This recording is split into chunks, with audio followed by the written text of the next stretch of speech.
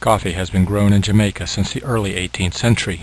Not being a native plant, it was introduced by an intrepid colonist, a former governor of Jamaica, Nicholas Laws. His renown as a prosecutor of infamous pirates, such as Calico Jack Rackham, and the two very notable women pirates, Anne Bonny and Mary Read, has been eclipsed in some circles by his foresight in bringing coffee to Jamaica.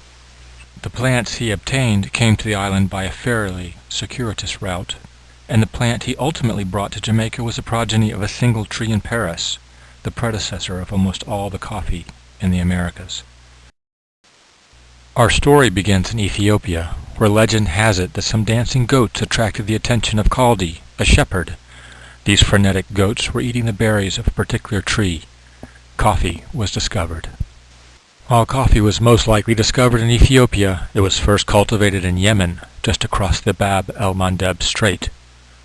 From the port of Mocha in Yemen, the Arabs carefully controlled the trade in coffee, allowing only infertile coffee beans to be exported so that no one else could cultivate the plant.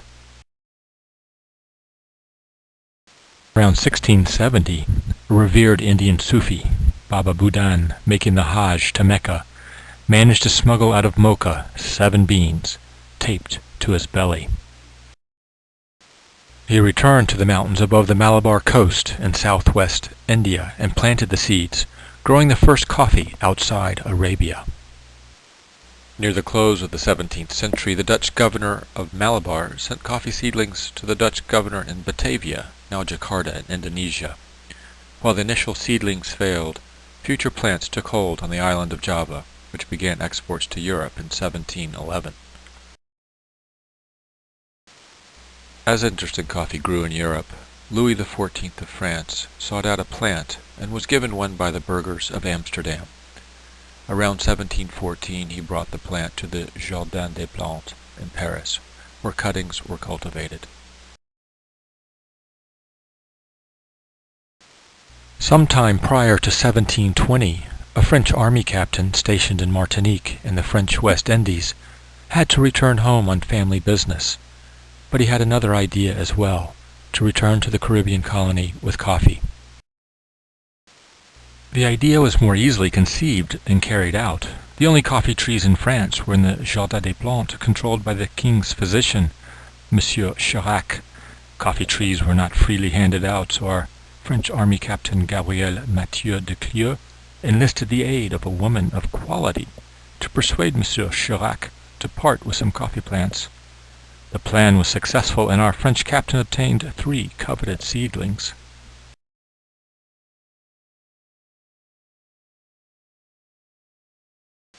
Captain de Clieu embarked Nantes in 1723, but the trip was fraught with danger. Near Madeira, the ship was beset by corsairs. It is reported that Captain de Clieu himself dispatched the corsair captain, but all we know for certain is that they overcame the pirates.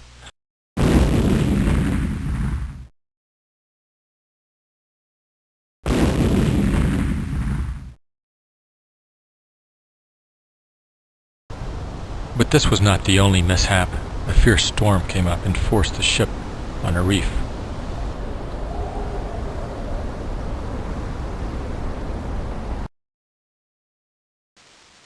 Supplies were jettisoned to lighten the ship, including water, as the ship was not that far from its destination, Martinique.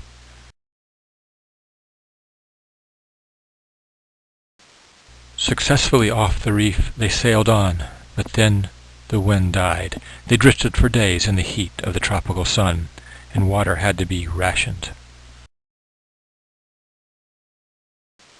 Captain de Clieu shared his meager water ration with the one remaining coffee plant he had. Finally the wind picked up, and Port Saint-Pierre, Martinique was reached. Coffee had reached the Americas. Sometime around 1728 to 1730, the former governor of Jamaica, Nicholas Laws, traveled to Martinique and obtained the first coffee trees to be transplanted to Jamaica. While they were not planted immediately in the Blue Mountains, it was not long before the tree was thriving there.